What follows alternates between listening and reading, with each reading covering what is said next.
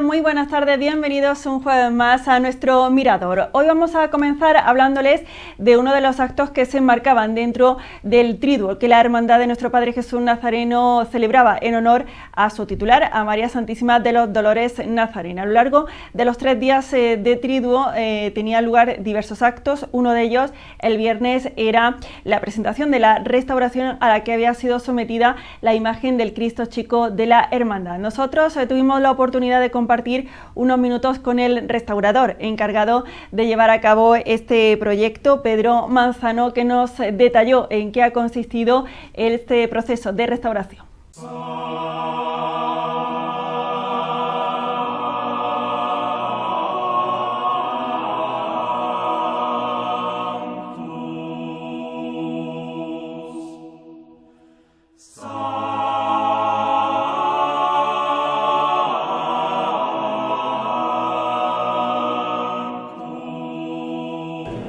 Pues muchísimas gracias por esa felicitación. Bien, bueno, el proceso de restauración se inicia con una serie de estudios previos para determinar, bueno, pues una serie de aspectos que no son visibles y que es necesario de abordar para tener conocimiento de ellos y, lógicamente, llevar a término un tratamiento de restauración acorde a la problemática que la imagen presenta. Bueno, pues en este caso, entre esa batería de estudios que se han realizado, fotografías con distintos tipos de iluminación, la más significativa, la ultravioleta, que nos permite determinar otras actuaciones que están sobre la policromía y que con la luz normal no se pueden determinar. Se ha hecho, lógicamente, un análisis de la policromía. Era necesario caracterizar esta policromía y saber si existían otras o si ha existido otras intervenciones posteriores a la de la ejecución original de la imagen. Afortunadamente, como es recalcado en la intervención, la policromía que estamos contemplando en la actualidad es la policromía original que se aplica hace 482 años, que no son pocos. Incluso el tratamiento del paño de pureza también es el original. Y ya después, posteriormente, bueno, pues se le añade este magnífico marco retablo en época del siglo XVIII, con lo cual, bueno, pues se consigue un conjunto, pues, armonioso y único. Era necesario abordar la consolidación no solamente de la estructura, que en este caso, afortunadamente, pues no era muy mala, no era muy extrema, tan solo tenía desensamblado las uniones de los brazos al cuerpo y la pérdida de dedos en ambas manos. Lo que sí era necesario era abordar con urgencia la consolidación de la policromía, de esa policromía original, nuevamente al soporte.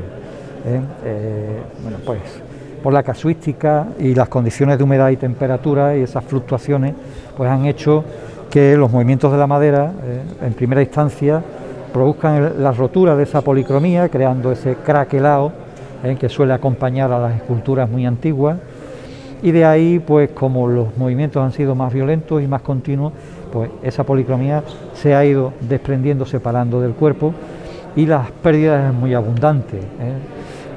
Yo pienso que la pérdida en la zona frontal era en mayor cuantía que en la parte posterior, debido a que, lógicamente, en algún momento dado algo de polvo se le ha debido de quitar a lo largo de la historia. Lógicamente, pues desafortunadamente y de forma totalmente inconsciente, pues se ha ido desprendiendo la policromía y creando unas amplias lagunas. Pero bueno, estas amplias lagunas también puedo decir que, afortunadamente, pues han conservado rasgos muy significativos en la imagen, como han sido los regueros de sangre o incluso las lágrimas que han aparecido en el rostro, así como el bello y sencillo estofado que tiene el paño de pureza y, bueno, la coloración, lógicamente, que presenta ese tono en cierta forma lechoso y algo verdoso, puesto que el pintor está aquí indicándonos que es una imagen de Cristo ya muerto en la cruz. Una vez que ya teníamos consolidada la madera y consolidada la policromía, pues se aborda lógicamente el proceso de limpieza, que no se puede abordar lógicamente porque se nos desprenderían, ¿no?, las capas de pintura. Bueno, pues abordando el proceso de limpieza a través de una serie de test, probando distintos disolventes, distintas gamas de disolventes, bueno, se determina el ideal que nos permite retirar la suciedad y, bueno, pues lo que el químico nos determina en superficie, como era goma laca y colofonia, de tal forma que conseguimos recuperar la policromía, el aspecto que debió de tener en su momento. También hay que tener en cuenta que 428 años por una capa de color no pasan tampoco desapercibidas, ¿no? Entonces, lógicamente lo que estamos viendo aquí es una coloración muy próxima a cómo la dio en su día el pintor, pero con el paso del tiempo, lógicamente, ¿no?, que también eso, bueno, pues produce una textura y un aspecto muy agradable, por lo menos desde mi punto de vista.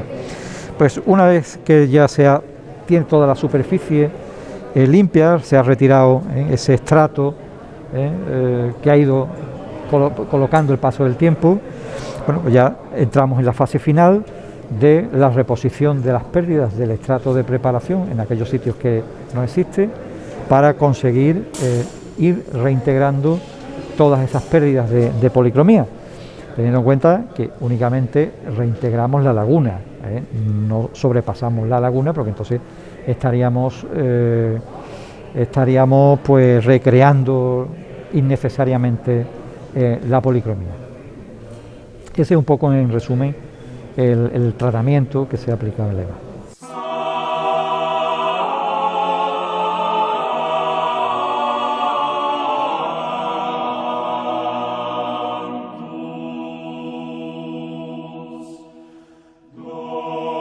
Sí, correcto. El tratamiento del marco retablo, lo que he ido explicando con la imagen, se puede hacer extensivo también al caso del marco retablo, que lógicamente, aunque tiene menos tiempo de existencia, pero las condiciones de humedad y temperatura las ha padecido de igual forma que la imagen del crucificado, y por tanto presenta muchos levantamientos del dorado, con importantes también pérdidas, como he podido mostrar durante la exposición, y también de fijación y de consolidación de la estructura para volver a recuperar esa cohesión, y que ese recubrimiento, que no tiene la flexibilidad ni la elasticidad, ¿vale?, de la madera, pues se pueda seguir manteniendo sin que se vea perjudicado por esos movimientos. Bueno, en este caso la mayor similitud que he podido encontrar o determinar es el hecho de las lágrimas que tiene pintadas en el rostro, en un rostro pequeño, en una cabecita tan pequeña. El hecho de que el pintor se haya detenido a pintar esas lágrimas con ese cuidado y con ese esmero es significativo. Curiosamente también la imagen de nuestro Padre Jesús así las tiene y así las conserva. Por tanto, yo encuentro pues mucha similitud entre una y otra. Es decir, como bien he dicho durante mi exposición, no existe una firma que nos determine en que es obra de Pablo de Rojas en un caso y en el otro. Pero bueno, hay rasgos y similitudes que nos ayudan a poder, bueno, pues encajar en un momento dado en la historia de las piezas en quién pudo ser su posible autor.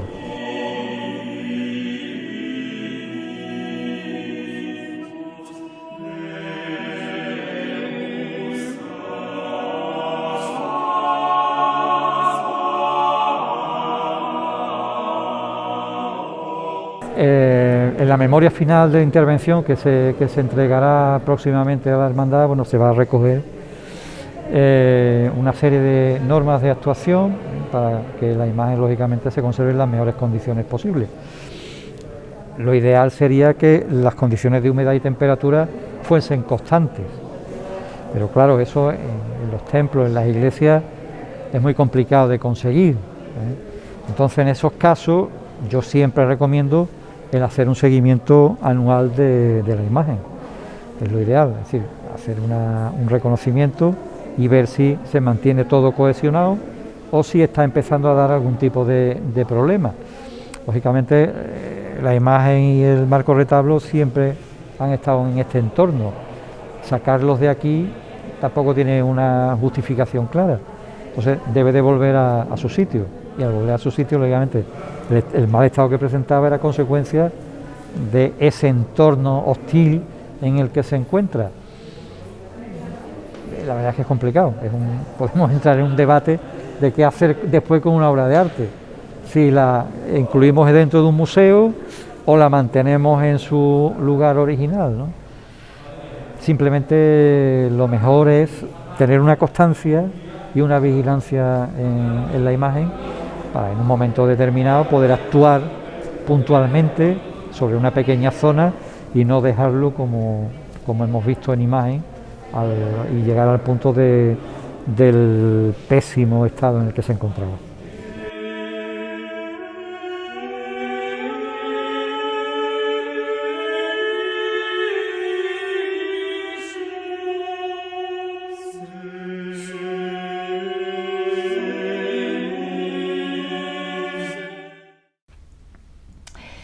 Y continuando con estos actos que se organizaban dentro del Triduo en honor a María Santísima de los Dolores Nazarena, el sábado tenía lugar la presentación del libro centrado en la trayectoria profesional del músico Gómez Navarro, una obra escrita por Antonio Manzanera, con el que también tuvimos la oportunidad de hablar al término de la presentación para conocer los detalles de esta iniciativa y de su vinculación con la localidad de Lorca. Lo escuchamos.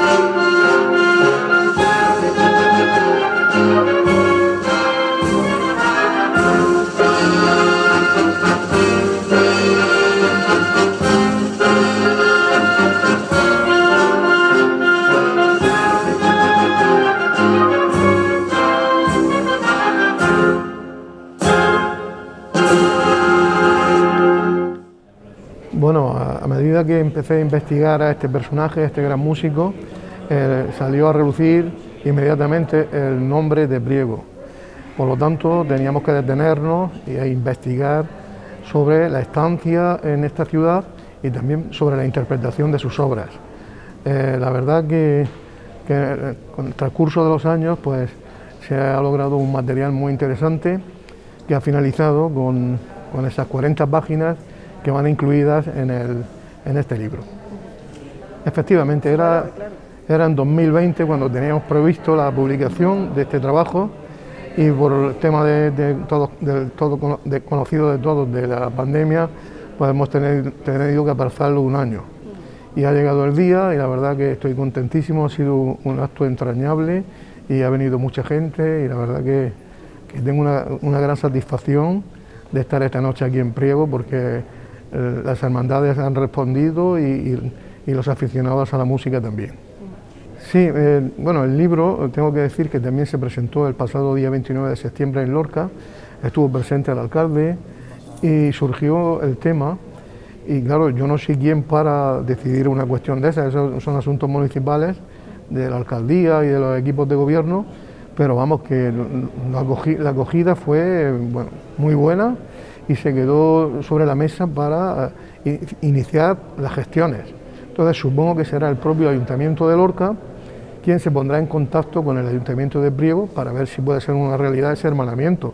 Hay muchas cosas que nos unen, por ejemplo la Hermandad de la Aurora de ambos pueblos, también la Virgen de los Dolores Nazarena de Priego y la Virgen de los Dolores de Lorca, o la música, las muchas músicas que el maestro Gómez Navarro compuso para las hermandades de esta ciudad. Por lo tanto, creo que el terreno está abonado y soy optimista porque creo que se va a dar el paso para que finalmente los dos pueblos estén hermanados.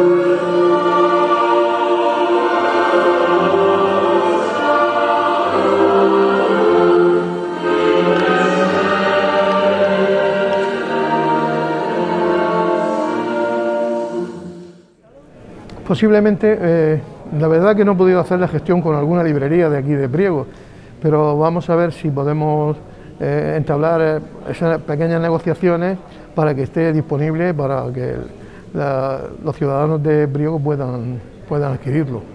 Sí, fue una de las primeras personas que conocí y que desde el primer momento ha colaborado muchísimo conmigo, y la familia Cano, por otra parte, los profesores del conservatorio, el antiguo director Antonio López y Jorge Díaz Palomar, y la verdad que he estado muy arropado en la ciudad de Priego porque es un personaje que que muy querido, yo he podido constatarlo, y la verdad que estaban contentísimos de que cuando les dije lo del libro que se pudiese presentar aquí. Es un personaje que, como he dicho en la presentación, en su propio pueblo era desconocido, y con eso está dicho todo. Y ya a nivel fuera de las fronteras de Lorca y de nuestra región, pues fue muy curioso que se conociese mucho más en otro pueblo del que no había nacido ni el que falleció, porque él luego fallece también en Lorca. Pero he descubierto un personaje con una gran valía, con una gran capacidad para la composición y para gestionar coros y orquestas, además de su trabajo formidable como organista en la Catedral Mezquita de Córdoba. Y luego, pues, en fin, un personaje que muy activo, con una formación de primera en el Conservatorio de Madrid a mitad del siglo XIX, con grandes maestros, y que su composición gira en torno a la música italiana del siglo XIX, porque su profesor de composición fue Hilarión Eslava, pero ese a su vez había bebido las fuentes de maestros italianos. Por lo tanto, nos llega un poco ese estilo del siglo XIX italiano. Una música lírica, operística incluso, con unos giros muy propios del maestro. Y la verdad es que pues, tenemos que estar felices de intentar rescatar esta figura, y porque es totalmente merecido este personaje. Yo he catalogado 138 obras, pero hay bastantes más. Está por investigarse todavía. Tenemos que tener en cuenta que el Cabildo de la Catedral de Córdoba le encargaba que compusiera cada año 10 obras. Estuvo casi 40 años y ya nos podemos dar una idea, estuvo casi 40 años de maestro de capilla y nos podemos dar una idea, multiplicando 40 por 10, pues salen una cantidad enorme de obras musicales. Entonces eso está todavía por descubrir. Cor